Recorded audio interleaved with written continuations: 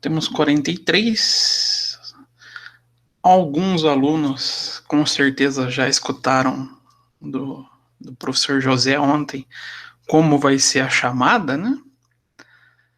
Então já deve estar deixando de entrar na live hoje. Mas Muito só injusto, então, sinal. vamos reforçar como será o nosso semestre. Então, até para trazer as minhas diretrizes também, né? Chamada, então tem aquele padrão definido pela reitoria. Então, vocês vão ter uma questão toda semana em vez do fórum. E vai ficar aberto para resposta durante uma semana. O fórum a gente deixava uma noite só, né? Mas eu acabava considerando também os trabalhos como presença. Agora a gente vai ter mais a figura dessas questões. Então, vão ter uma semana para responder a chamada? É, exatamente. Ah, que bacana, pô. Legal. O professor José ontem falou que tem que responder no mesmo dia. Não. Pela diretriz da reitoria, é uma semana que tem que ficar aberto. Não é? A questão lá. Por que foi? Professor, né? Eu sigo o que a reitoria manda, que eu entro naquela regra. Quem pode manda, quem tem juiz obedece. Só o José Neto, que é o loucão, então. Que ontem ele deu para ontem, não dá para responder hoje. Na verdade, o que eu indico para vocês é terminou a aula, já vai lá e responde. E como serão as minhas questões? Sempre vai ser questão objetiva. Sempre. Uma questão objetiva, foi lá, responde, tem a presença. Agora, por que a reitoria indicou essa uma semana? A gente tem alguns casos de alunos que têm muita dificuldade com a internet. Não só no nosso curso, mas de outros cursos também, né?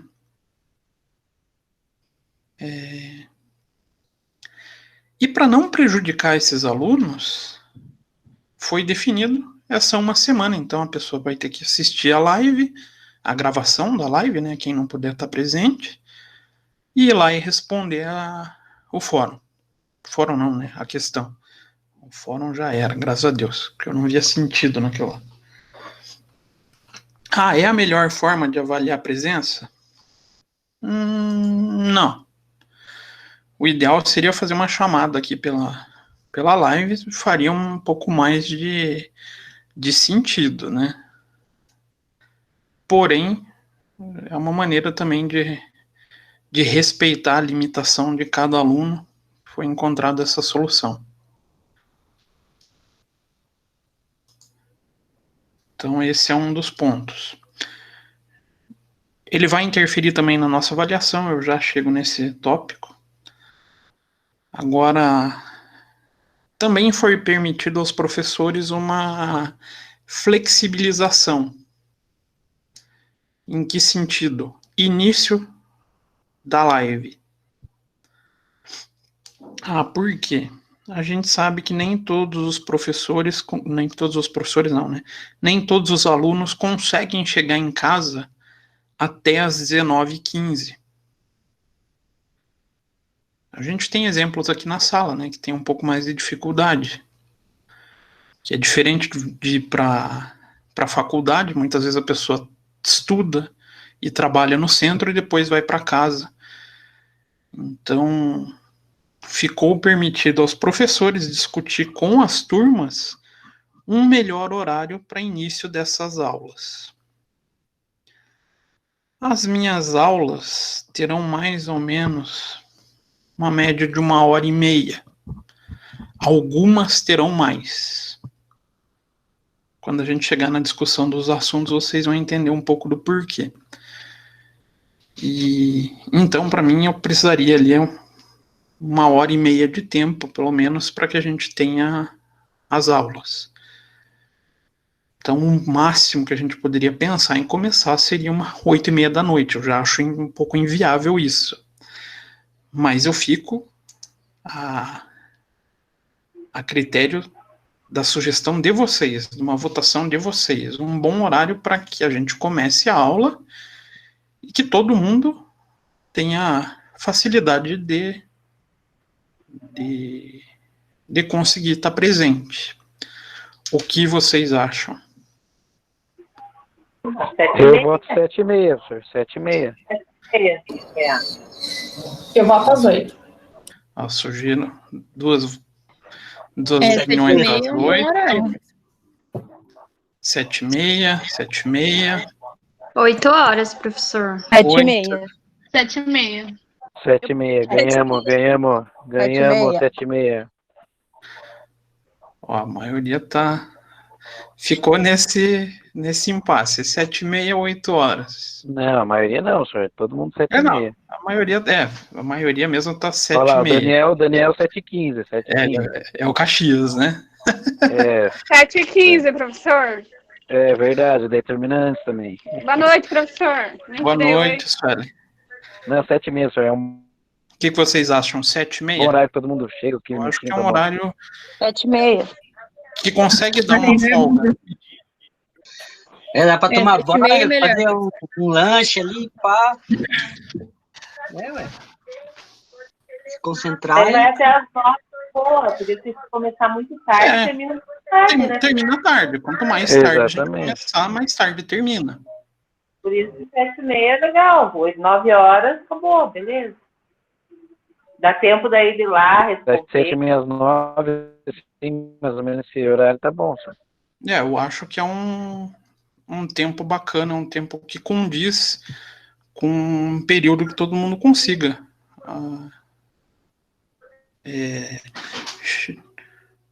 Rafael vacalhando, né? 12h10. Peraí, deixa eu excluir ele da live rapidinho. Né? 12h10 fica perfeito, imagina. Sensacional, horário de almoço, né, gente? Tô no horário de almoço ali, faço. 7h30 é bom, professor. Dá tempo da gente assistir, dá tempo de eu Exatamente. terminar de assistir minha novelinha e vir pra aula. Olha que beleza. Exatamente. Eu acho que atende Então, uma boa parte bem, dos então. propósitos. Então ficamos marcados início às 19h30. Acho que é um horário bom. A minha turma de ontem também, a gente chegou nesse horário. Então, figura do horário está confirmada, então, 19h30. Agora vamos falar um pouquinho do nosso plano de ensino. Deixa eu compartilhar com vocês.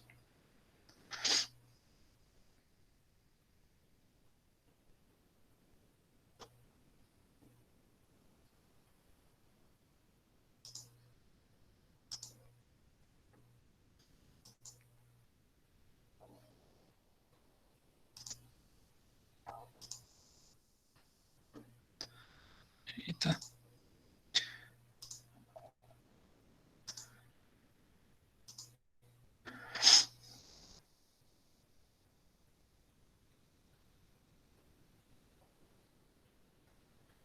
Então está aparecendo para vocês o plano?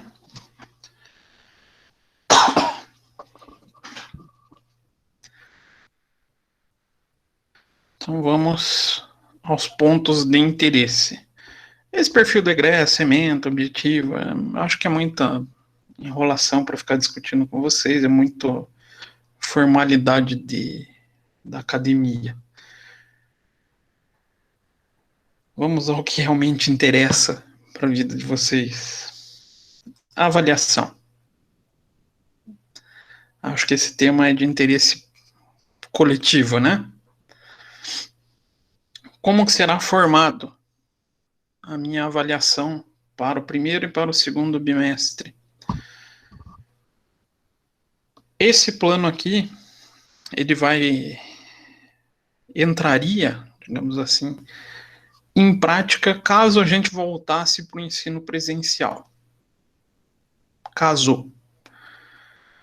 Mas eu acredito que não vai acontecer isso. Ainda mais na situação que colocaram a nossa turma, né? Seria inviável fazer um distanciamento social com 60 alunos em sala. Então, como que eu disponibilizarei a avaliação de vocês? Vou quebrar em mais um tópico, que é a frequência. Então, aquelas atividades que vocês vão fazer para avaliação vão ficar valendo 10 pontos. A avaliação bimestral, 50 pontos nesse primeiro bimestre. E trabalhos e atividades que a gente for executando. Vai ter algum trabalhinho que a gente vai conseguir fazer em sala de aula, é um pouco estranho, né? Mas aqui com vocês na live, e alguns vocês vão desenvolver em casa com base nos exercícios que a gente trabalhar. Então, ficarão valendo 40 pontos. Então, fica essa primeira divisão no primeiro bimestre. 10 pontos os trabalhos das presenças, 50 pontos a avaliação e 40 pontos as atividades. Tranquilo? Dúvidas, perguntas, questões? Tranquilo. Acredito que nesse modo não adianta a gente forçar muito na avaliação, até porque vocês compartilham todas as respostas mesmo, então acho que os trabalhos são mais produtivos para a vida de vocês. Mas nunca fez isso, professor. Falar essas coisas. Nunca Aluna. fez isso.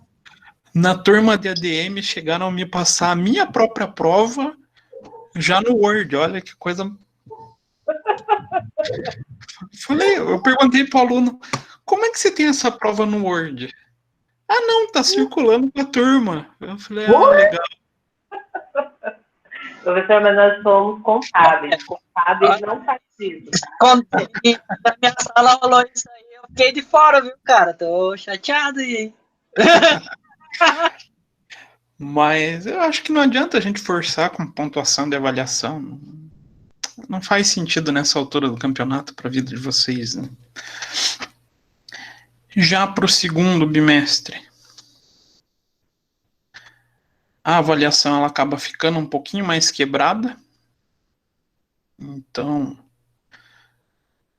a avaliação bimestral, se fosse no presencial, eu daria 40 pontos, 30 de atividade de trabalho, mais 30 de prova e projeto integrador. Porém, como a gente provavelmente vai estar no online, esse 40 eu vou quebrar, então 10 pontos também da pontuação das presenças e 30 da avaliação. Então a avaliação vai ser... Vai ter projeto, professor? Vai. E vão Eu apresentar coloquei o projeto. muito. Ah, mas eu tô falando que vai. Oxi! Gente, mas o projeto integrador vai ser a nota do TCC também, vou ver assim. Isso, exatamente. Então o próprio TCC de vocês é o projeto. Ah, tá. Assim como foi no primeiro semestre. Então, todos tiveram a nota do TCC como avaliação do projeto. Tranquilo? Dúvidas, perguntas, questões?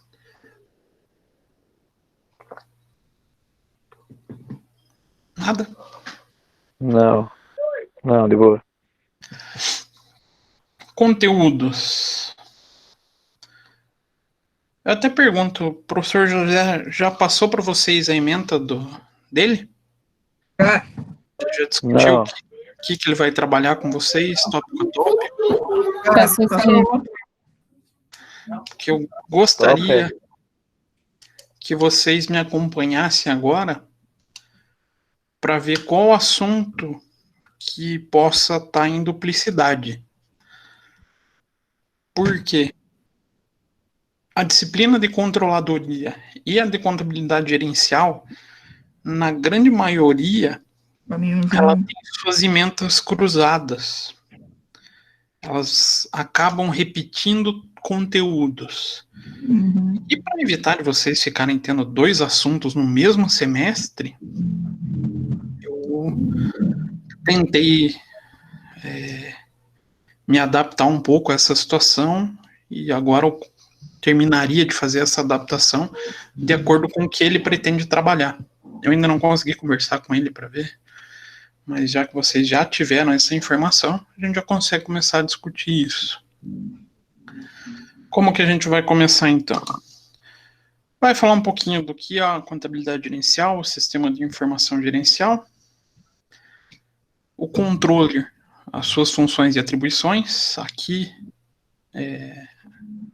a gente acaba encarando o controller como responsável pela contabilidade gerencial, né? Então ele acaba tendo esse conceito parelho entre as 2 disciplinas. Aí eu vou falar um pouquinho de controle interno. Não sei se esse ponto ele vai tocar, não vai. E daí eu vou começar a explorar um pouquinho da área de custos com vocês. Alguns tópicos, mera revisão, e alguns tópicos que eu acredito que vocês possam não ter tido como conteúdo. Custeio por absorção, vocês tiveram? Sim. Sim, Pelo amor de tivemos. Deus. Sim, professor. Vocês Se falaram que lembramos, não sabemos, mas nós tivemos. esse é obrigatório vocês terem. É o único aceito pela legislação. Aí a gente vai falar um pouquinho de custeio variável e relação custo-volume-lucro. Isso vocês já tiveram. Falar de ponto de equilíbrio. Aí o que eu pretendo explorar aqui? Eu não sei se vocês chegaram a trabalhar ponto de equilíbrio múltiplos produtos. Aí a gente vai trazer o ponto de equilíbrio para um produto só, ele é tranquilo, é fácil de ser calculado. Mas eu pergunto para vocês, será que é tão útil? As empresas de hoje têm um único produto só no seu portfólio? A maioria não. Para não falar nenhuma, né? Porque hoje o contexto do mercado global não permite isso mais, né? Então, eu gosto de trabalhar esse conceito de ponto de equilíbrio para múltiplos produtos. Então, a gente só faz uma revisão do custeio variável e daí dá essa aprofundada na parte do ponto de equilíbrio. Custo padrão. Vocês chegaram a ver em contabilidade de custos 2? Isso não lembro, acredito que não. Professor. O que seria o custo padrão? É uma métrica onde a gente faz comparações entre um padrão definido para a linha de produção ou para o custeio. Então, eu imagino que produzir esse celular vai custar R$700 e faço uma relação desse custo ideal. E passo a fazer a comparação com o histórico, com o que aconteceu. Para efetivamente ter uma ferramenta de gestão de custos. Então, a gente vai trabalhar esse tópico. A gente vai ter um dia aqui para exercícios. Como que eu vou trabalhar esses exercícios com vocês? Até peço que vocês tentem fazer um esforço para conseguir acompanhar no Excel. Acho que é uma ferramenta que pode facilitar um pouquinho nossa dinâmica e que mais se aproxima da realidade de vocês, né? A maioria das informações hoje acaba transitando um pouco pelo Excel. Então, se a gente consegue fazer essas dinâmicas de custo no Excel, vai ajudar bastante vocês. Então, a gente vai passar por essa prática. Quando a gente for fazer, vai ser via Excel. Beleza? Aí, por que eu aconselho vocês se esforçarem para tentar acompanhar no Excel? As atividades também serão baseadas nesses exercícios. Se vocês montarem uma planilha já com as fórmulas, depois para fazer exercício vai se tornar muito mais fácil, né? Muitas vezes vai ser só trocar valores. Porque o Excel já vai estar mais ou menos parametrizado para vocês. Aí, ainda na área de custos, a gente vai falar sobre teoria das restrições. Não sei se vocês passaram também por esse tópico, acho que não. Esse não é comum de ser encontrado dentro da contabilidade de custos, mas o que é essa teoria das restrições? É uma sistemática de pensamento dentro da gestão de custos, onde a gente tenha uma base decisória para momentos onde a gente tenha uma restrição da produção. Então, de repente, falta matéria-prima. E eu tenho que escolher entre produzir o produto A, B ou C. Então, a gente acaba utilizando desse pensamento para tomada de decisão, sempre visando o maior lucro possível, né? Então, aqui a gente vai passar pela teoria das restrições. Posteriormente, também outro tema da área de custos, mas aí a gente não pode falar que ele é um sistema de custeio propriamente dito, que é o processo de target costing. Alguém já ouviu falar nessa figura? Target costing. Não, nunca ouvi falar. Ele é um pouquinho parecido na sua essência com o custeio padrão, mas ele é uma métrica de projeção. Por quê? Na área de custos e na contabilidade gerencial, a gente tende a ter um pensamento que a base da formação de preço é o custo. Não é isso? A gente acaba usando o custo do produto ou o custo do serviço para aplicar um markup e formar preço. Não é assim o modo tradicional? Sim, não, talvez, quem sabe. Sim. Mas será que isso é totalmente aplicável hoje em dia?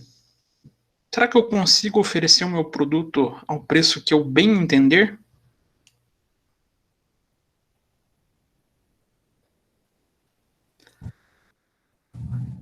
Eu acredito que não, professor, porque o mercado tem que aceitar o preço também, né? Exatamente isso, Marcos.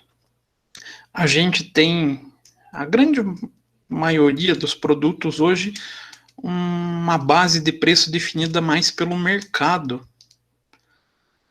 E o target costing, ele faz o processo invertido. Ele passa a aceitar um valor de custo baseado numa perspectiva do preço de venda aceito pelo mercado. E a partir desse custo pré-definido, a gente faz toda a estrutura de custos. Essa é uma teoria que já não é tão antiga. Não são muitas empresas que ainda que adotam ela ainda, mas a principal difusora desse método é a Apple, por incrível que pareça. Apesar dela ter uma facilidade um pouquinho maior de colocar um preço no seu produto, ela se utiliza dessa métrica do target costing para desenvolvimento de novas tecnologias. Quando chegar no assunto, vocês vão compreender um pouquinho melhor. E daí, por último, a figura da formação de preço, né? Aí aqui a gente encerra a parte da contabilidade gerencial envolvendo a área de custos. Algo que o professor José comentou que vai trabalhar com vocês? Sim, não, talvez.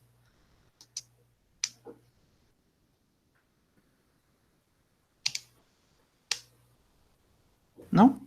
Talvez? É possível? Ele vai comentar sobre o perfil profissional e pessoal esperado de controle. Ah, É o mas segundo esses, professor ali. é bom que daí eu dou uma... Eu vou trabalhar o assunto, né? Mas é bom que daí eu dou uma enxugada. Não gasto tanto tempo com esse tópico daí, né? E também falou que vai trabalhar o valor econômico adicional. O EBA, sei lá eu como é que fala isso. E custo de oportunidade. Tá, então. Aqui eu já ia entrar na parte financeira da área gerencial, né? Uhum. Será que ele vai trabalhar o MVA também? Esse ele não colocou só o EVA. Só. Não É sei. que fica tão próximo, se a gente faz um para fazer o outro é tão Ele meio que próximo. andou junto, né? Tem que ver com ele depois. Eu tô marcando aqui. Então, sugestão, já que ele vai trabalhar com esse método, o que eu posso apresentar para vocês de performance? Vou falar um pouquinho aqui de TOB.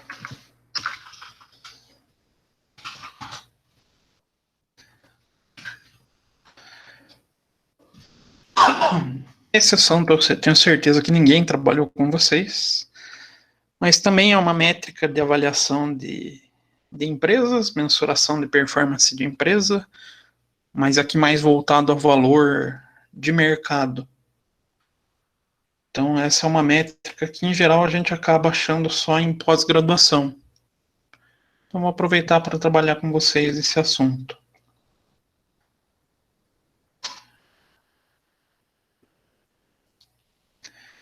E, por penúltimo, gestão de capital de giro, envolvendo aqui a figura de custo do capital próprio, custo do capital de terceiros.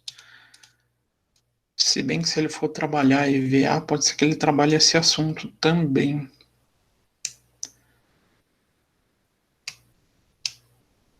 Vou deixar anotado aqui para ver se ele vai trabalhar com vocês. Que seria aqui o que eu pretendia, trabalhar a figura dessa gestão do capital, envolvendo capital próprio, capital de terceiros e o capital médio. Mas se o professor José for trabalhar esse assunto junto com o EVA, aí eu acabo pulando. Eu vejo outro assunto. E esse, eu acredito que ele vá trabalhar, porque é um tema típico de controladoria, mas até por isso eu deixei para as últimas aulas aqui, que é o Balanced Scorecard. Ele comentou com vocês isso? Não, esse não, professor. Não? Esse é um tópico... Porque ele falou bem o básico, porque ele falou que não queria passar conteúdo, porque tinha muita gente que não estava matriculada ainda, sabe? Aham. Ele falou que não ia passar quase nada. Então ele só citou alguns tópicos. Eu vou conversar com ele. Que esse é um assunto bem comum de ser encontrado na controladoria, nos livros de controladoria, mas ele também anda nas duas disciplinas. Por isso que eu até deixei por último. Mas se ele não tiver, daí eu acabo até vendo se eu não substituo por capital de giro aqui. Mas o bom é que a parte de gestão de custos, gestão de decisão na área de custos, ele não vai entrar. Então dá para explorar bastante com vocês. É uma área bem interessante, bem legal. E daí a gente chega lá no final do semestre. Provavelmente nessas aulas aqui vocês já não estão nem mais aí pra gente, professor, né? Já estão pensando só no TCC, apresentar e ir embora para casa. Mas a gente vai estar passando o conteúdo. Dúvidas, perguntas, questões envolvendo esse meu plano de aula? Nada? Não, tranquilo. Na teoria tá lindo o seu plano de aula. Vamos ver na prática ainda. Esses tópicos eu acredito que vocês vão gostar. Porque são conteúdos que permitem uma prática muito boa. Então, apesar de a gente vai estar trabalhando remotamente, como eu sei que vocês gostam muito mais de cálculo, Imagina. vocês terão uma facilidade muito maior do que em acompanhar as aulas de perícia. Porque vocês acabam se aprofundando mais no assunto, né? Se interessando mais pelo assunto. E dá umas planilhas bem interessantes quando a gente acaba fazendo isso. A imperícia também dava, né, professor? Se quiser. Ah, sim. Mas aqui eu acho que o problema da perícia é que não dava dentro do período que a gente ficava online, né? Aqui a gente consegue. Verdade. Caso o professor José não trabalhe, eu posso trabalhar também. Caso ele trabalhe com a gestão do capital de giro, eu posso trazer para vocês a figura do EBITDA.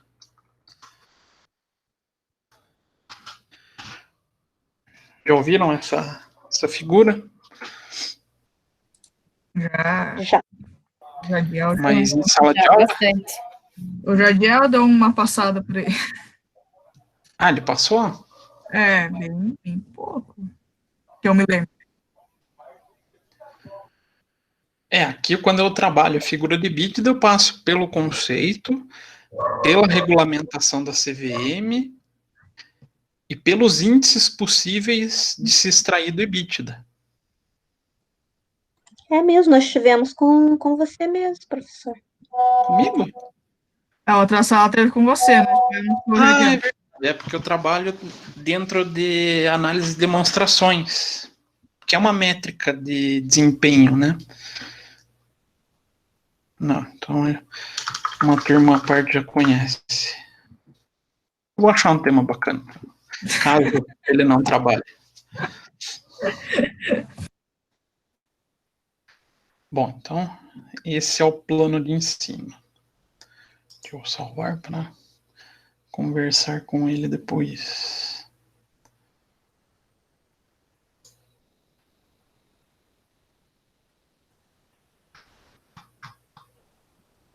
Então vamos para conteúdo.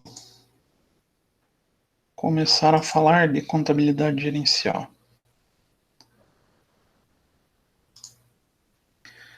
Primeiro, o que eu pergunto para vocês? O que vocês têm em mente por contabilidade gerencial? O que vocês enxergam como contabilidade gerencial? Sem pretensão, não precisa ter medo de errar.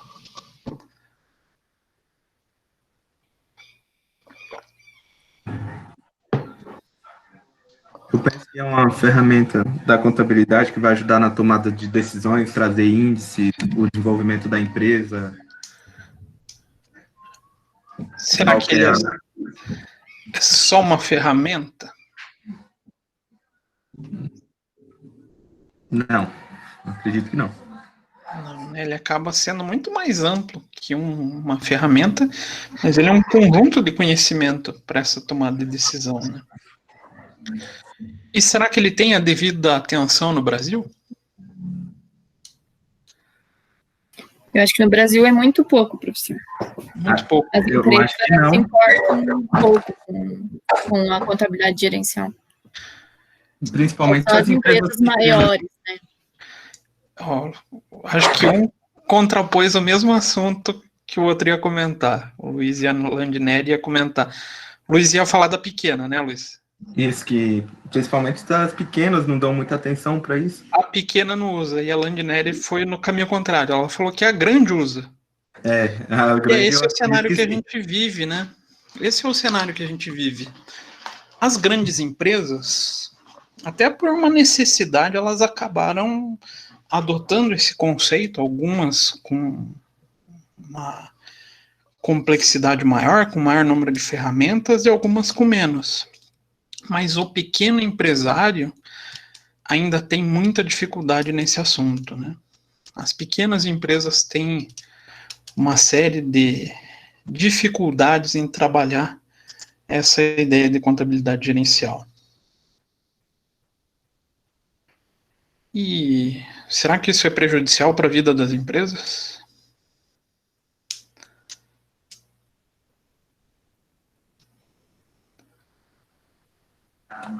O fato de não usar, sim. Muitas das vezes os empregadores eles não sabem nem o quanto que vai custar, por exemplo, a rescisão de um funcionário. Eles não têm, Quanto que foi o percentual de aumento de determinada matéria-prima que eles usam. eles não têm a menor noção do acompanhamento deles, né? Às vezes de assunto básico mesmo. O Luiz comentou do simples custo de um funcionário para eles. Eles não têm essa noção. Isso faz aí com que aqueles números do Sebraica tenham aquele peso, né? A mortalidade das pequenas e médias empresas nos primeiros anos, né? Então, a falta de conhecimento da gestão e, consequentemente, da contabilidade gerencial faz com que essas empresas acabam morrendo nos primeiros anos. Então, como objetivo, o que a contabilidade financeira não, gerencial tem? Então, hoje, um bom gestor necessita do quê? Informações de custos, lucratividade de suas linhas, segmentos de mercado, de produto, de cliente, de fornecedor, do funcionamento do seu negócio como um todo. E o que pode auxiliar nesse processo é a necessidade ou a adoção de um sistema de controle operacional que acentue a melhoria de custos, de qualidade, de redução de tempo de processamento de atividade realizada por esses funcionários. Então, a adoção dos sistemas de controle para a tomada de decisão hoje em dia se faz fundamental para a existência dessas empresas. Aí, antes de dar sequência, por que as pequenas empresas não conseguem ter esse sistema de controle ou a contabilidade gerencial? Aí vamos trazer um pouquinho a nossa culpa, fazer a meia-culpa. Será que o contador oferece informação para essa tomada de decisão? Eu acredito que não, professor. Não. A maioria dos contadores não... Eles só faziam o básico, né? A contabilidade básica, os lançamentos, montam um balanço de qualquer jeito e querem atender 200, 300 clientes ao mesmo tempo, né? Então, acaba deixando de focar melhor no cliente, né? Na verdade, Acaba de deixar de vender um produto, né, para o cliente, porque ele pode vender isso como um produto, né? Porque ele pode chegar e falar, ó, eu posso te fazer aqui uma avaliação aqui para ver como é que tá o desempenho e tal, não sei o que, vai custar tanto. E talvez fazer o cliente se interessar por isso, né? E vender como um produto para ele, uma assessoria. Isso. Era esse ponto que eu queria cutucar vocês. A gente tem o problema dos contadores que não trazem informação? Tem. Se a gente pegar, a grande maioria dos escritórios não fazem esse tipo de trabalho, acabam se preocupando mais com a apuração das guias, a contabilidade fica em um segundo plano,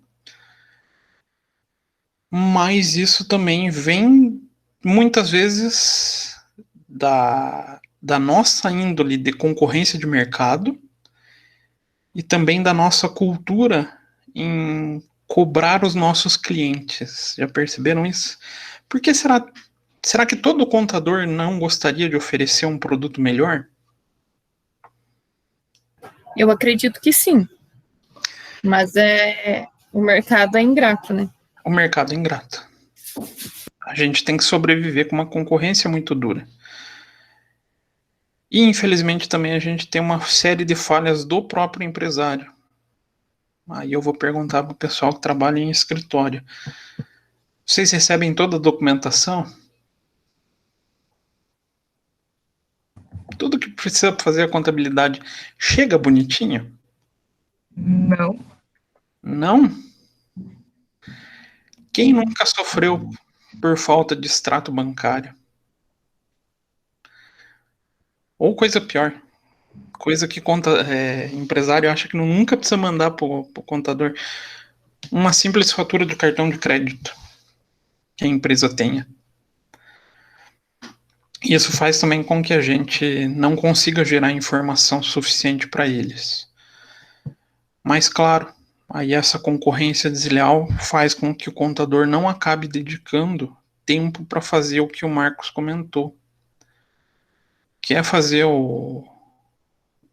a conscientização do que a contabilidade pode oferecer para esse empresário.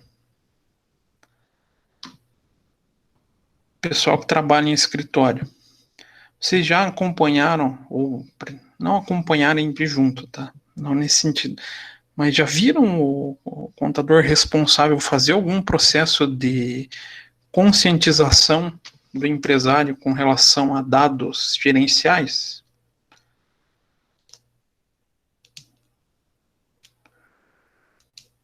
Alguém já participou ou presenciou uma cena dessa?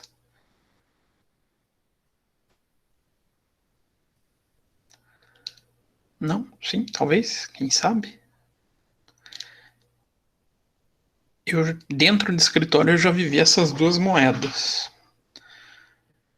Onde se prestava uma assessoria gerencial e escritório onde simplesmente não se fazia nada a mais pelo cliente. O que vocês acham que diferenciava entre esses dois escritórios?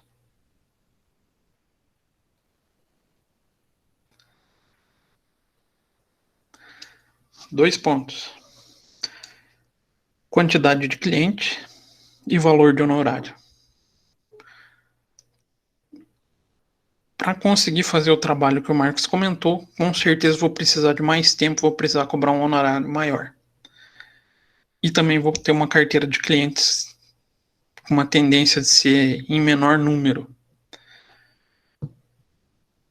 Então existe essa dificuldade da gente convencer o cliente a aceitar esse tipo de produto realmente. Mas para vocês é uma boa área de negócios de acordo com a conscientização que vocês conseguirem fazer com o cliente de vocês, tá?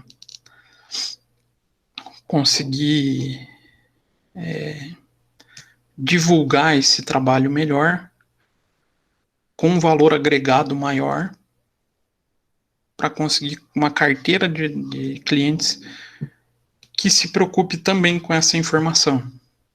Claro, dá trabalho, né? Aí, claro, quando a gente está falando de contabilidade interna, a gente já não passa mais tanto por esse problema. Quando as empresas já começam a internalizar a contabilidade, a tendência é que esses sistemas comecem a ser necessários, ou a própria internalização já venha dessa necessidade. Então, por isso, quando a gente fala de contabilidade interna, a gente já também pensa na figura de contabilidade gerencial andando junto. Acaba sendo uma demanda. E esse sistema de informações acaba sendo se utilizando, ou a contabilidade gerencial vem para atender essa demanda das empresas ou a necessidade de informação dos gestores. Como? Através da combinação da contabilidade financeira com os demais setores. Então, sim, a gente acaba utilizando toda uma gama de informações da contabilidade financeira, mesmo ela sendo informações mais voltadas ao passado, uma informação mais histórica, mas que com o trabalho em conjunto com as demais áreas a gente consiga fazer um sistema de gerenciamento e de projeção para a empresa. Então, o desafio da contabilidade gerencial é contribuir para o aperfeiçoamento da interpretação desse ambiente empresarial. Esse desafio passa por um processo de coleta de dados, mensuração, interpretação e acaba resultando no mais importante, que é a informação útil para a tomada de decisão. Até essa figura é interessante, a gente fala da contabilidade financeira como se ela não tivesse relação com a gerencial, mas a própria contabilidade financeira hoje ela se preocupa com essa figura, né? Informação. Ela se preocupa? Agora deu branco.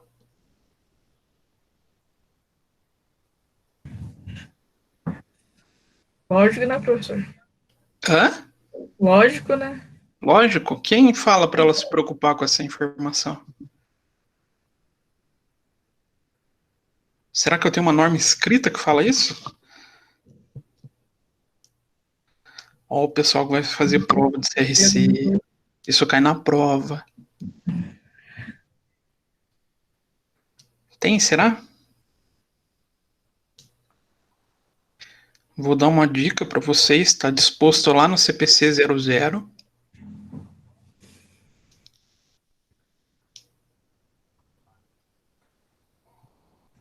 Alguém arrisca?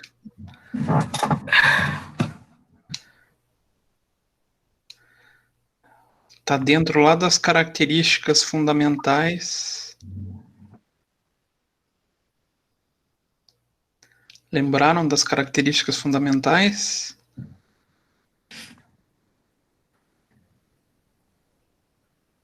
Please, conversem comigo.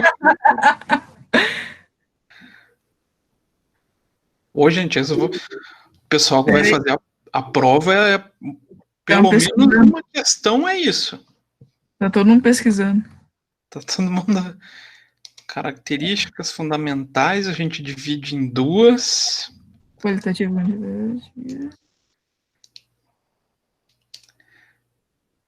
As de melhoria e as fundamentais. O professor tá tão decepcionado.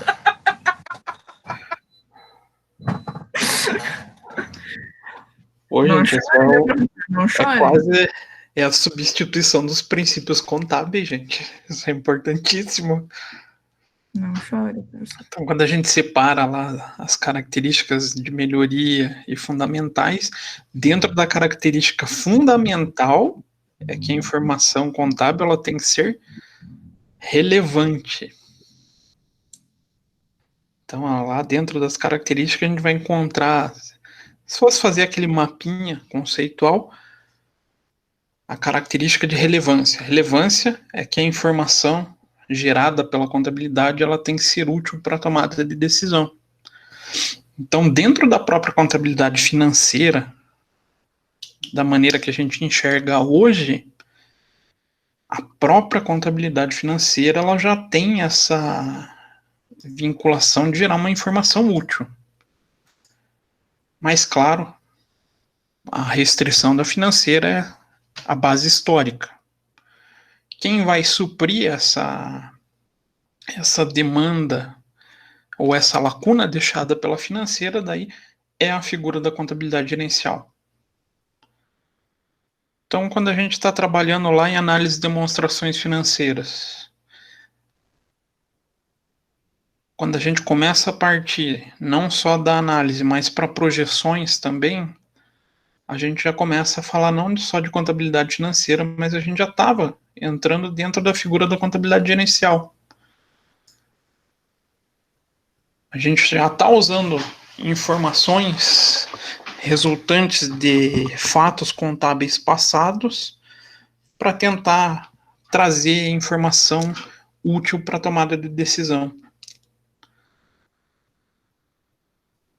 Então, já a própria contabilidade, como a gente vê ela hoje, já tem essa característica, contabilidade financeira, né? Coisa que até 2007 a gente não tinha a menor importância. A gente gerava informação para o fisco. Mas agora eu devia fazer uma prova surpresa com vocês, né?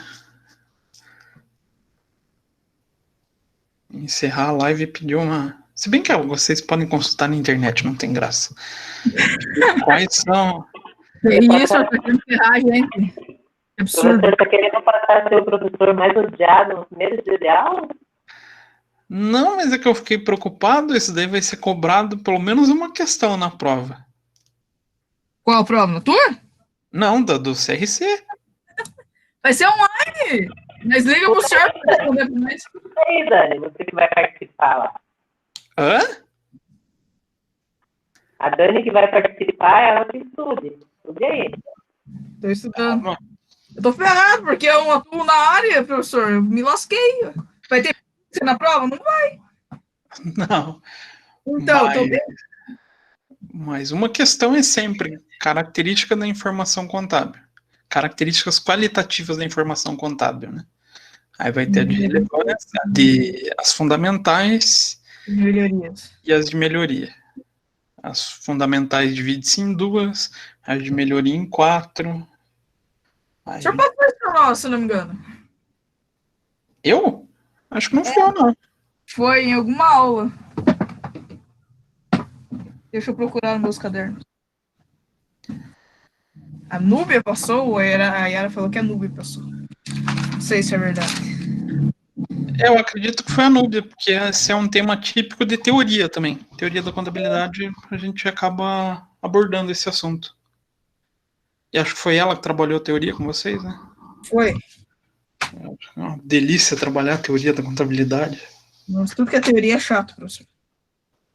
Não, essa teoria tem umas partes legais, umas mais pesadas. Não, teoria é tudo chato. Então, hoje a gente pode afirmar que um sistema de contabilidade gerencial nas empresas é um diferencial positivo. Empresas que têm a adoção de sistemas gerenciais acabam se sobressaindo sobre as demais, porque conseguem ter um controle desses processos, conseguem passar para a figura do planejamento, conseguem antecipar possíveis problemas existentes e, antecipando o problema existente, claro, aplicar medida de correção, tomar decisões que mudem o caminho no sentido de não enfrentar os possíveis problemas. Claro, nem tudo é 100% corrigível, né? Um bom exemplo disso é o período que a gente está vivendo agora, porque pouquíssimas empresas conseguiram prever uma situação dessa, mesmo depois da divulgação, já que existiu o vírus. E hoje a gente está vendo alguns cenários quase devastados, pensando em termos empresariais, né? Mas, claro, empresas com controle maior conseguem um pouco mais de, vamos falar assim, de gingado para sair desse tipo de problema. Um bom exemplo disso, vocês sabem que eu gosto do mercado da aviação civil, né? Vocês têm acompanhado o que está acontecendo com esses mercados? Não tem escutado notícias?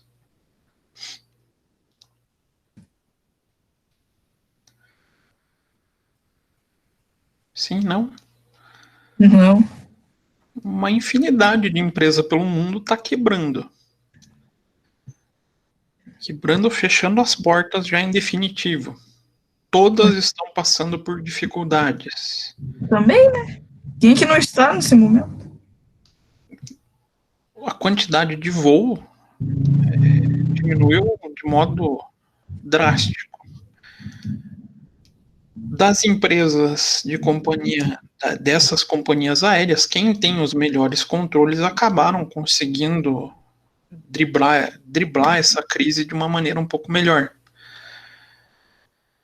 Então, um bom exemplo disso, uma boa comparação, se vocês forem ver, é comparar a Gol em relação a Latam e a Azul.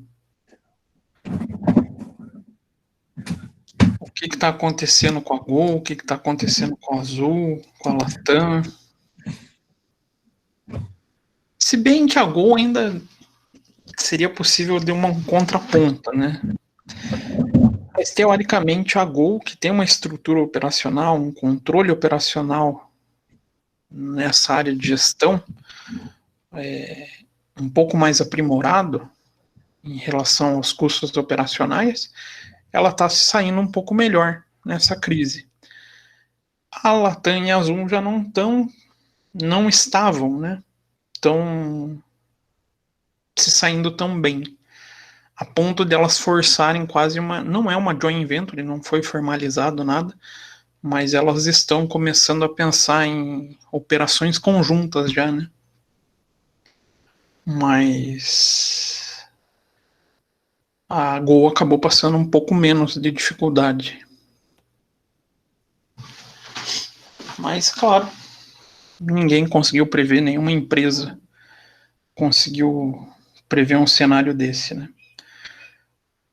Mas, claro, quem tem um sistema de contabilidade gerencial acaba tendo um pouco mais de chance de sobrevivência nesse tipo de cenário, ou num cenário de competição normal, um cenário normal, digamos assim, né? Essas empresas acabam tendo um diferencial competitivo em relação às demais. Então, até o que eu comentei com vocês, uma métrica que a gente vai trabalhar é utilizada por uma das empresas que se tornaram uma potência mundial, que é o Target Cost com a IPO. A IPO ela não surgiu do nada com aquele pensamento. Não sei se vocês conhecem bem a história da IPO, não bem, mas conhecem a história da IPO, ela já chegou a estar quase quebrada. Vocês já sabiam disso? Conheciam esse fato? O Thiago falou que sim. Ela já chegou a quase falir. Mas com medidas de gerenciamento e políticas comerciais, eles conseguiram reverter essa situação. E a adoção do Target Cost aconteceu nesse tipo de cenário, onde eles começaram a focar o produto no seu cliente, no que o cliente demandava, conseguindo reverter cenário. Então, a gente pode afirmar que esse processo de implantação ou adoção de uma contabilidade gerencial gera um diferencial competitivo nessas empresas. Aí a gente vê por que o pequeno empresário brasileiro ele sofre muito, porque ele não consegue se abrir a esse tipo de informação. Então, a contabilidade, ela é uma atividade fundamental na vida econômica das empresas, ela é essencial, mesmo nessas economias mais simples. É necessário manter uma documentação dos ativos, dívidas, negociação com o terceiro, toda documentação contábil, né? Coisa que, quanto menor a empresa, mais dificuldade existe. Tem outra dificuldade que a pequena empresa passa? Ou que o contador sofre com as pequenas empresas em relação à documentação, manutenção de ativos? Será que tem muita mistura? Misturar o seu próprio patrimônio com o da empresa? Acho que em todas, né? Hã? Isso é de praxe, às vezes, né? Tipo, Na pequena empresa, isso acaba quase virando regra, igual o Marcos falou, de praxe. Acontece muito mesmo. E isso dificulta qualquer processo gerencial dentro das empresas, né? Porque você começa a perder o efetivo do controle do que está sendo movimentado pela empresa, do que está sendo movimentado pelo sócio. E Na isso- verdade, professor, as demonstrações daí não demonstram a realidade da empresa, né? Porque às vezes o que era para você ter em caixa, o sócio gastou, e você não tem, na verdade, aquele dinheiro se fosse para investir, ou para empréstimo e tal, né? o caixa vira uma figura fictícia, praticamente, né? Sim. A gente muitas vezes pega... É triste falar isso, mas a gente pega balanço de pequenas empresas que a gente vê 300, 400 mil no caixa. Quem guarda isso? No caixa, né?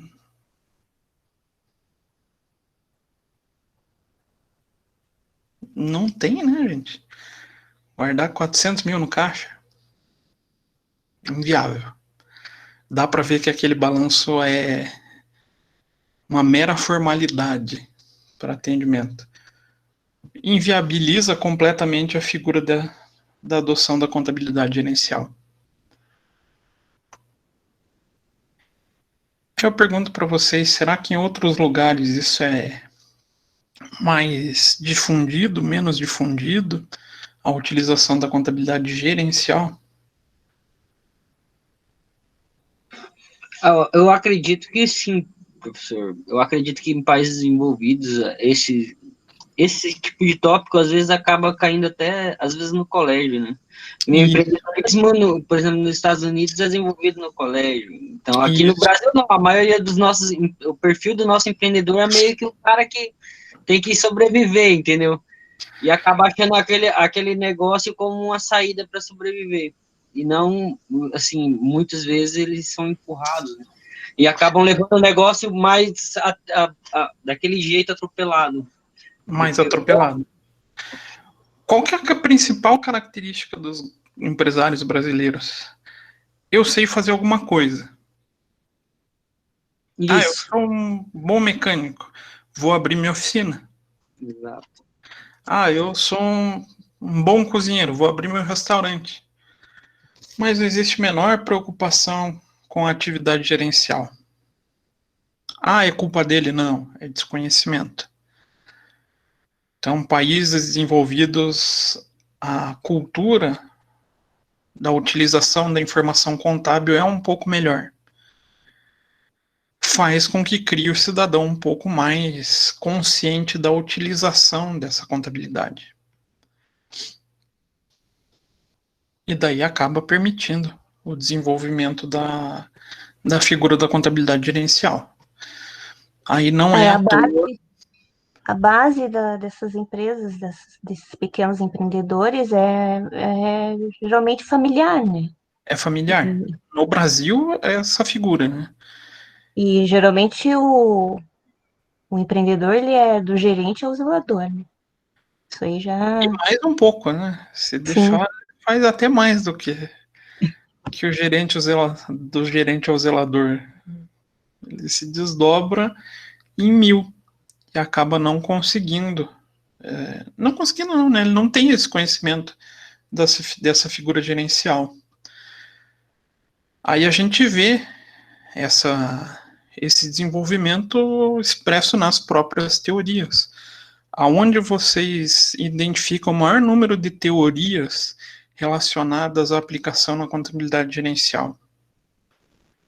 Querendo ou não, é os Estados Unidos. seguido da Europa, né? Então a gente vê esses ambientes com a conscientização um pouco maior, o que leva também ao desenvolvimento da área acadêmica maior. Aqui no Brasil a gente ainda engatinha nessa área, a gente fala muito pouco de contabilidade gerencial. Então a gente pode dizer que o papel da contabilidade torna-se ainda mais importante nesse ambiente de economia moderna. Quanto mais a gente veio globalizando o mercado, a contabilidade se tornou cada vez mais importante. Por que será?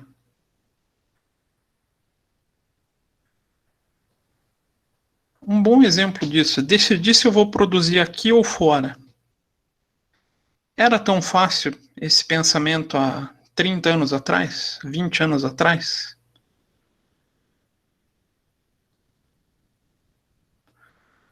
Era um processo muito mais difícil. Hoje, com a globalização dos mercados, a gente consegue fazer esse tipo de processo de maneira muito mais fácil. Não é à toa que é o que aconteceu, né? Se a gente pegar as grandes indústrias, em geral, elas têm predileção por uma região do mundo para produzir, né? Não sei por que o pessoal gosta mais de produzir naquela região, mas a gente encontra empresas que deixaram de produzir no seu próprio país para produzir na região asiática, né? Com predominância na China. Por quê? Justamente por essa globalização. O mercado ele se tornou mais dinâmico, você consegue fazer a migração de processos de um local para outro, você consegue estar presente de modo muito mais fácil em diversos locais, né? Vocês já pensaram se essa pandemia, para a gente mesmo, como professores e alunos, fosse há 10 anos atrás, como é que seriam as nossas aulas? Será que teria aula há 10 anos atrás? Não, com certeza não. Viável. Não, seria inviável, porque mal e mal a gente tinha internet direito, né? Internet de escada. Nossa, quem não tinha aquele discador do IG, que tinha que entrar depois da meia-noite, que consumia um pulso só. Nossa, isso é coisa de velho, né? Entregando a idade, hein, professor? Ó, mas quem é da minha geração, que atire a primeira pedra que nunca fez isso. Deixa eu catar as pedras aqui, então. Ó, mais gente se entregando ali, pop de escada. Nossa, pô, velho, meu Deus. Mas era impressionante, a gente entrava meia-noite para pagar um pulso só, porque senão ficava uma fortuna com conta telefônica. Então, todo esse processo de comunicação facilitou também esse processo de migração nos processos decisórios, tomar a decisão em âmbito internacional. Claro, isso se tornou possível com a tecnologia, né? Então, quanto mais complexo a gente vive o cenário mundial, mais importante se torna o papel da contabilidade e o papel da contabilidade gerencial. Então, uma vez que recursos são escassos, temos que escolher melhores alternativas e identificá-las. Acaba sendo necessário os dados contábeis. Então, o que eu estava comentando com vocês, nesse processo de escolher produzir no Brasil ou terceirizar para uma empresa chinesa, eu vou acabar tendo que ter todo esse processo de identificação através das informações contábeis. Então, a contabilidade trata da coleta, apresentação e interpretação dos fatos econômicos, e a gente acaba usando o termo contabilidade gerencial para descrever atividades dentro da organização, e a contabilidade financeira, já com uma preocupação com a informação que a empresa presta a terceiros. O principal foco de atuação dentro das contabilidades é esse. Então, se a gente pensar na área gerencial, é uma relação interna. A contabilidade financeira, a gente vai acabar tendo essa relação com a geração de informações para fora. Uma é mais importante que a outra? Não. Gerencial é mais importante que financeira? Eu acho que não, as duas têm que andar junto, né, professor? Exatamente. As duas obrigatoriamente andam em paralelo.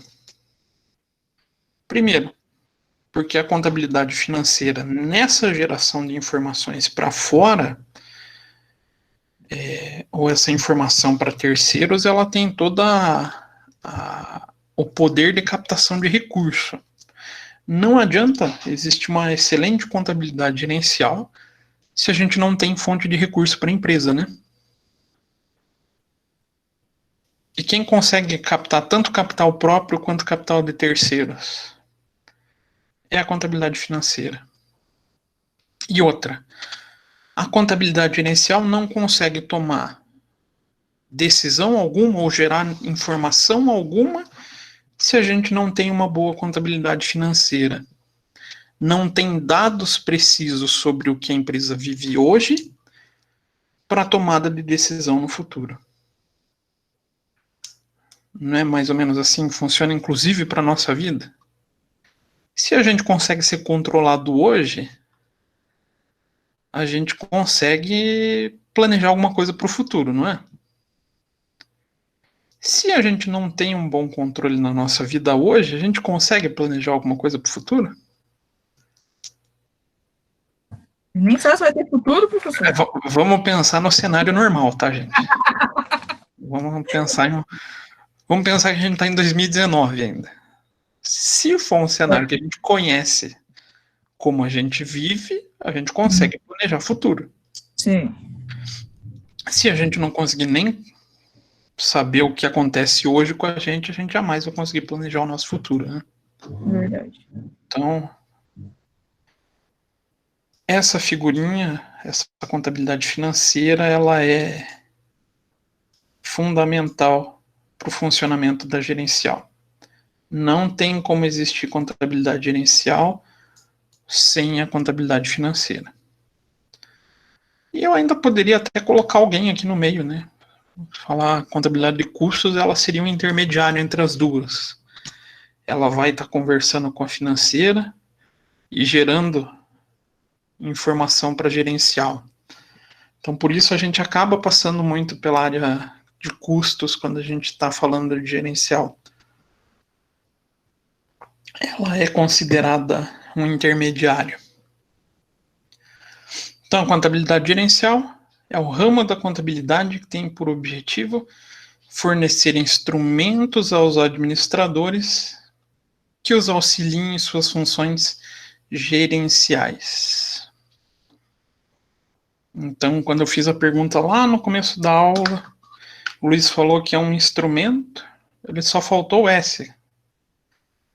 Porque ela é uma gama de instrumentos aplicáveis dentro da contabilidade ou com as informações contábeis que vai gerar poder de decisão para os gestores.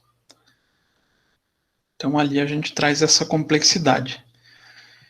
E é voltada para a melhor utilização dos recursos econômicos da empresa, através de um adequado controle dos insumos, efetuados por um sistema de informação gerencial.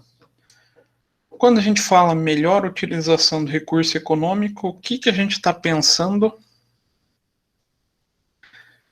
Ou seja, tudo isso que a gente vem trazer para vocês tem um objetivo.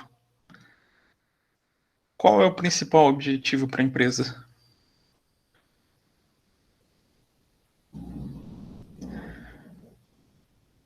Tem, não tem?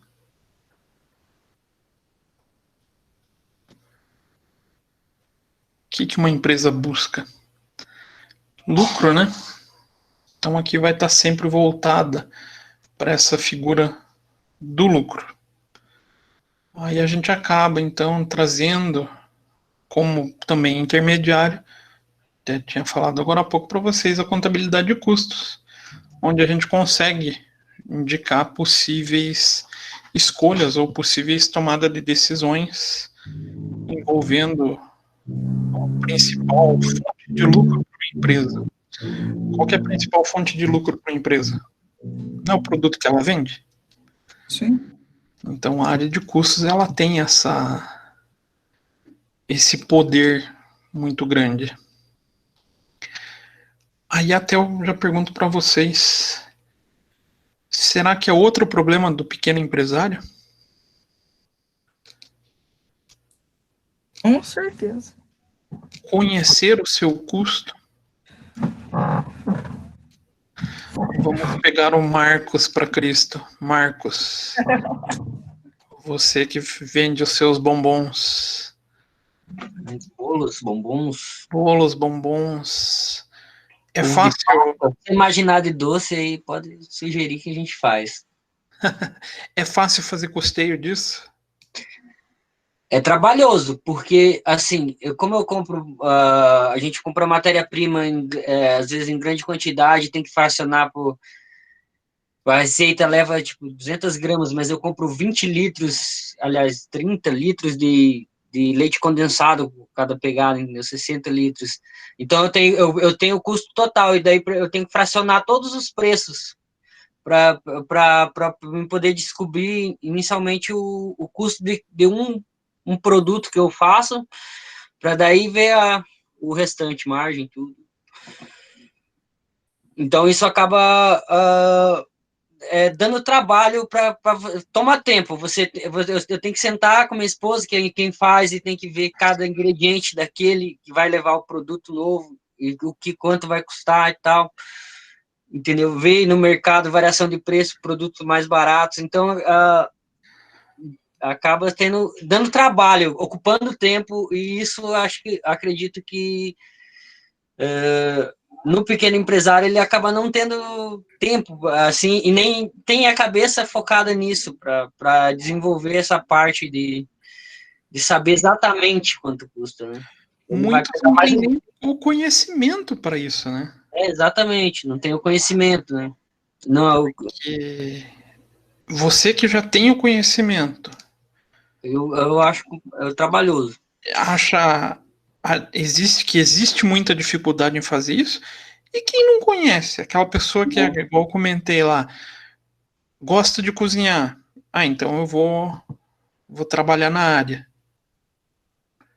mas ele não vai conseguir montar o custo do seu produto. Isso será que dá certo? Na grande maioria dos casos não, né? O que pode... que foi, Langneri? É que a maioria das vezes acaba sendo no prejuízo, porque não sabe o custo, talvez às vezes até faz o custo certinho, mas esquece que tem mão de obra envolvida, tem a luz envolvida, o tempo de produção dele, né? Isso, tem imposto muitas vezes, se a pessoa já tiver um CNPJ, e tudo isso muitas vezes ele está ali achando que tem um custo X, aí coloca um percentual de lucro em cima disso e acaba montando um preço errado. Quando ele acha que está tendo, vamos supor, 10% do lucro que ele colocou na formação de preço, quando ele vai ver no final das contas, ele está tendo prejuízo. E não sabe por que está tendo prejuízo. Porque ele não tem esse acesso, não tem essa informação. Então, essa área da contabilidade gerencial e da contabilidade de custos, ela ainda tem muito espaço para ser explorado. Marcos, você já pode... Eu vou trazer um caso aqui. Quando a gente começou, a minha esposa, na primeira semana, a gente fez o bolo ali, experimentou e tal, fez poucos. Na segunda semana, ela resolveu fazer mais fez 4 sabores, elaborou e tal. Daí, como eu estava sem tempo, de fazer o cálculo, eu ensinei para ela como fazer o cálculo básico do custo ali, para ela me mostrar depois, né?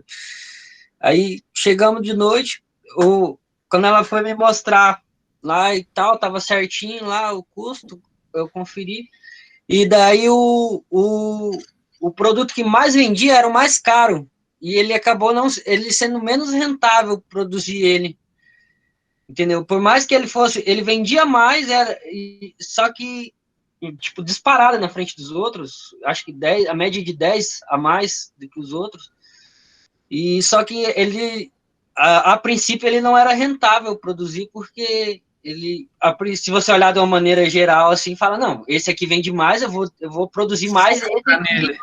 Só que a margem de lucro e o trabalho que ele dava, por ser de fruta, e o prazo de validade menor, então eu tinha que produzir menor quantidade, então acabava não sendo rentável produzir. Por mais que era o produto que mais me vendia, eu ia ter se eu parasse de produzir ele, eu teria que, entendeu? Uma perda muito grande no caixa, faria diferença, não que o caixa fosse enorme, mas tipo de R$100, R$150, assim, você já ia ter na primeira semana, entendeu? Eu falei, então a gente vai ter que fazer uma análise melhor dos produtos, então, que aí, como ela estava experimentando ainda as receitas, aprendendo como fazia, perdia muita coisa, então, até a gente ficar redondo, isso que eu vou dizer, que faço, às vezes, não faço bem feito, do jeito que tem que ser feito, às vezes sentar e fazer, porque não tenho tempo também, né?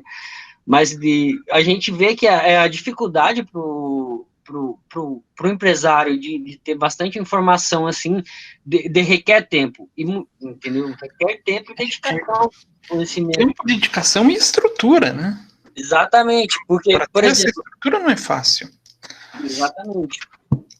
Então, muitas vezes, de madrugada, a gente estava 2 horas da manhã, ela estava produzindo e eu estava sentado no notebook fazendo os negócios ali, vendo ali quanto que estava dando, girando e tal. E é trabalhoso. Só que o empreendedor, ele não tem tempo, ele quer produzir para poder ganhar, ele não vai ver exatamente, que ele vai pegar aquele montante de dinheiro, ver o que ganhou, pôr no bolso, né? Muitas vai vezes comprar matéria-prima, que sobrar, ele acha que é lucro, né? Muitas vezes ele vai levar a impressão errada desse produto que mais vende ao melhor. Exatamente. E acaba tomando a decisão errada. Esse exemplo, Marcos, é bem interessante porque ele envolve a montagem do mix de venda. Inclusive da manutenção do produto. Quando a gente vai trabalhar planejamento estratégico, a gente fala lá do produto abacaxi, né? É aquele produto que a gente tem que ter, mas ele não é aquele cara rentável, ele não é bom. Mas é porque ele traz cliente. Então, as grandes empresas, eles conseguem tomar esse processo de decisão de maneira mais consciente por ter toda essa estrutura de sistema de informação gerencial e de custos. Então, perguntas que a gente pode tranquilamente responder quando a gente tem essas adoções. Se a capacidade de produção da fábrica é insuficiente para atender todos os pedidos de seus clientes, qual produto da linha ou produto deve ser cortado?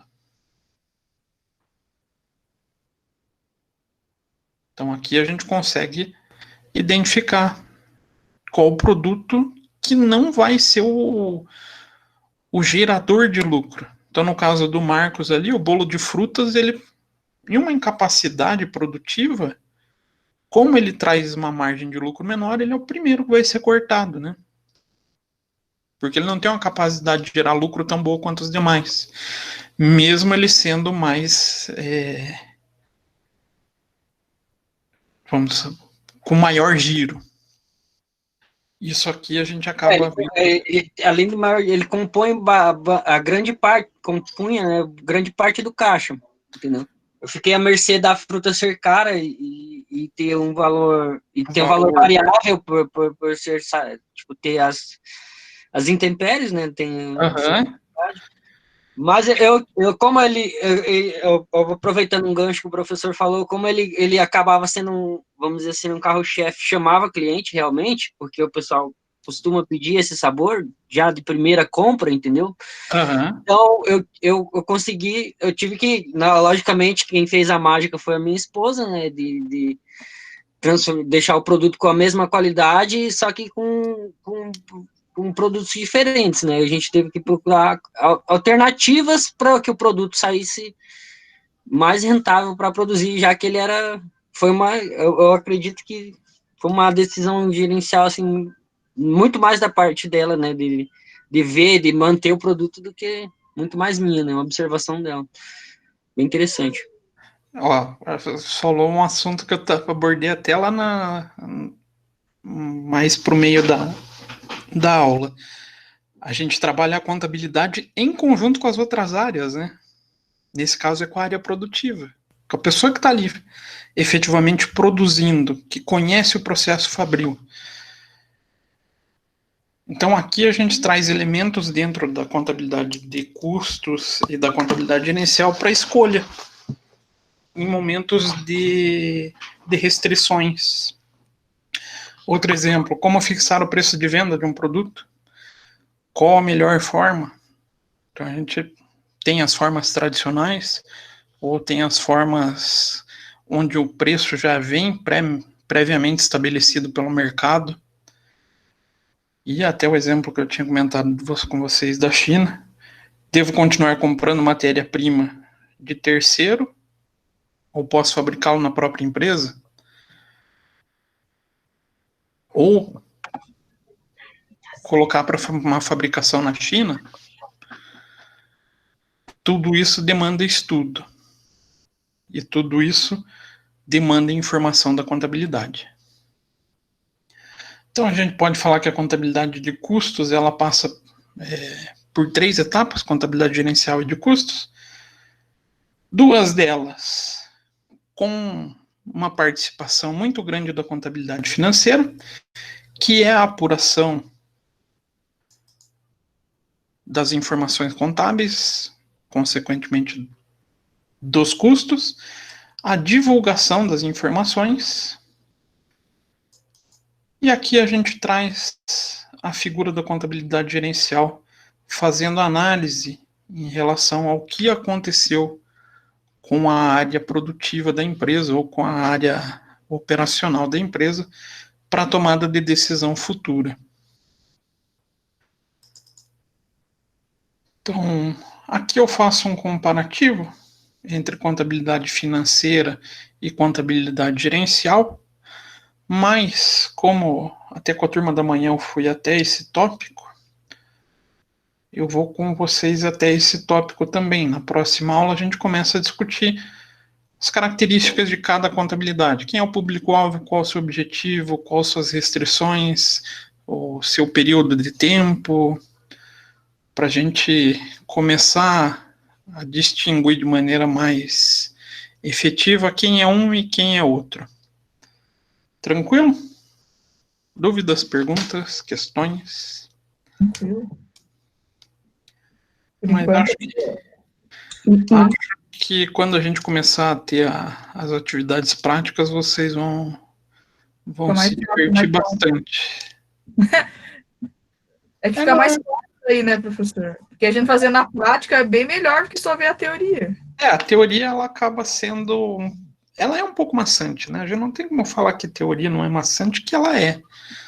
Porém, a gente precisa conhecer aquilo ali para poder fazer um cálculo que faça sentido.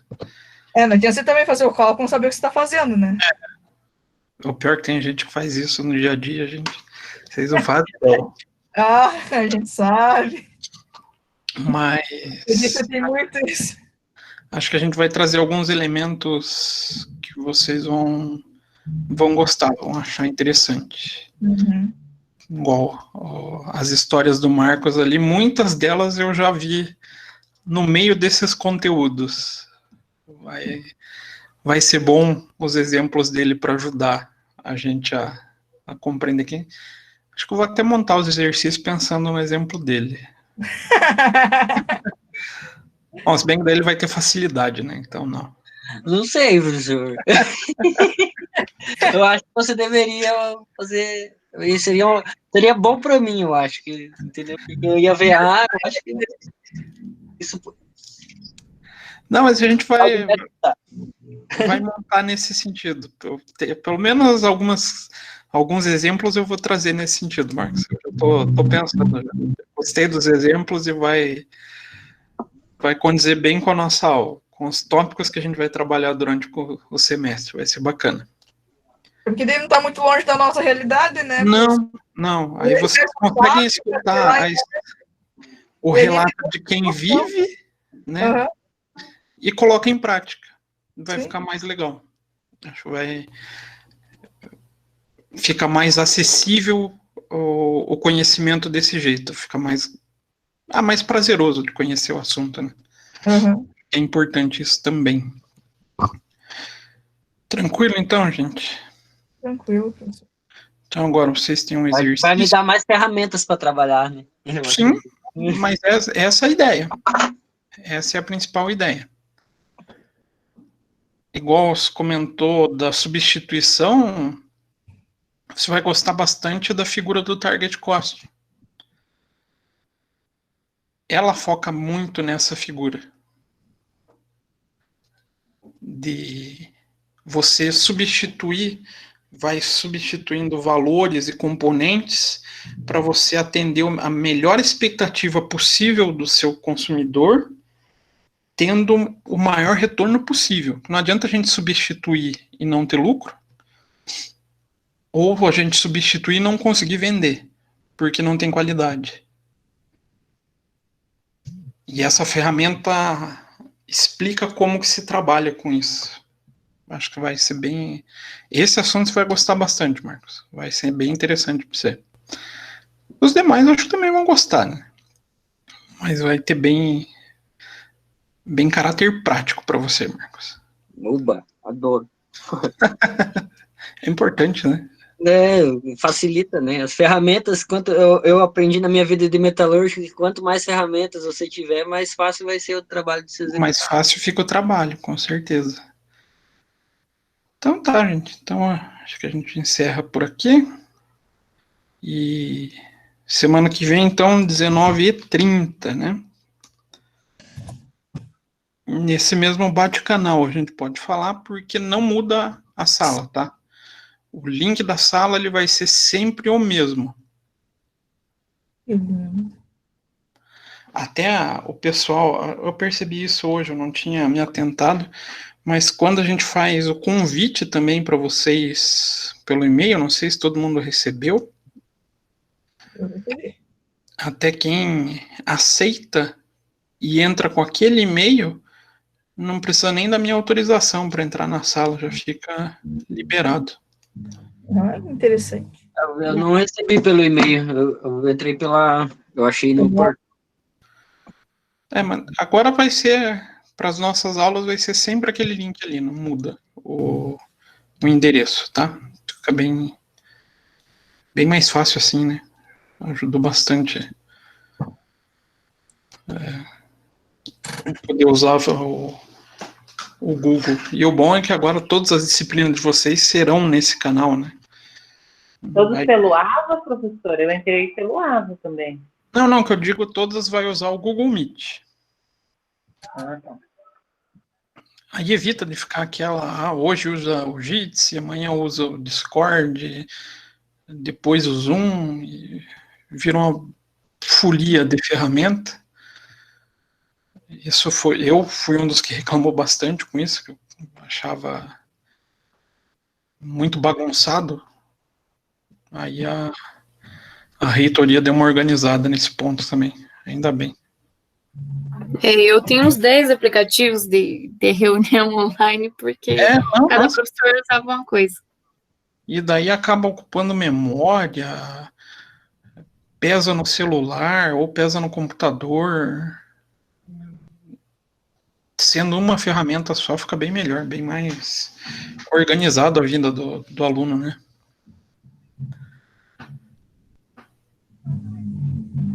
Beleza, gente? Beleza. Tá, então nos vemos. Não vou falar na terça que vem, porque a gente ainda vai se encontrar sexta. Se bem que eu vou falar pouquinho, né? Eu não vou... É você um espectador da sala. Mas lembre-se, então, sexta vai ter essa conversa do TCC com o professor Joel e com a nossa presença. Ei, professor. Oi. Agora o questionário corrige automático, né? Quando é questão objetiva, ele já faz a correção. Aham, achei bem legal. Ele fica mais prático, né? Uhum. E por que eu resolvi adotar o questionário como questão objetiva? Para vocês não terem ficado desgastando, escrevendo, montando texto. Eu acho que é para ser mais fácil para o senhor corrigir, porque como é corrigido automático, não precisa ficar lendo as respostas da gente. Não, eu me divirto lendo. Se bem que quando é as provas... Eu responde todas as outras, porque é tudo igual. Era isso que eu ia falar. Eu li eu já sabia de todas as outras. A única coisa que eu me divertia pensando, isso aqui copiou igualzinho. Não, e mudou um pouco. Mudou um pouco, esse foi mais... tem que mudar pelo menos o começo, né, professor? Usa a ferramenta do adjetivo. Você faz a citação dele no meio do texto, né, cara?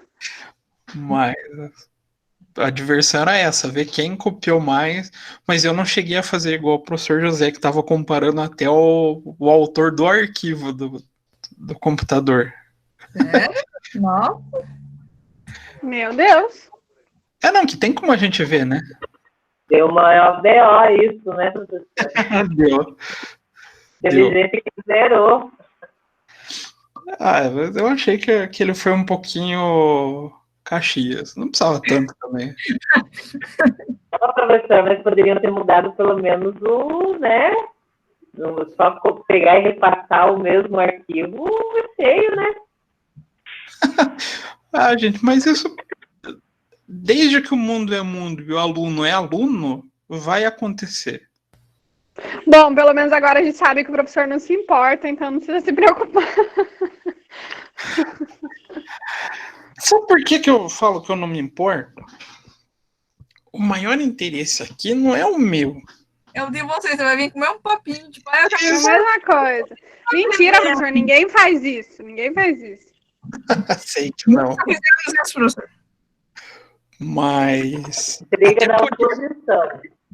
Até por isso, quando eu tô no presencial, eu falo, podem copiar, mas entreguem a mão. Isso eu aprendi pedagogicamente com a minha irmã. Minha irmã dá aula pro ensino fundamental, né? Ela sabe que aluno copia, entra na internet hoje em dia, copia tudo. A única coisa, como o objetivo dela é que os alunos leiam sobre aquele assunto, ela fala, não, podem copiar, mas façam à mão. O que vai acontecer? Todo mundo vai ler. É verdade, né? Eu posso pedir pra... Não comece, não. Eu posso pedir para postar uma foto do manuscrito. Não. É verdade, bem pensado. Não é verdade, não, professor. Vocês me deram uma dica agora, olha. Não, professora, tá na hora de terminar a aula, você vai cantar. Nossa câmera é ruim, professor. A câmera é ruim. Então tá, gente. É impressionante como o aluno tem uma incrível habilidade de criar desculpas.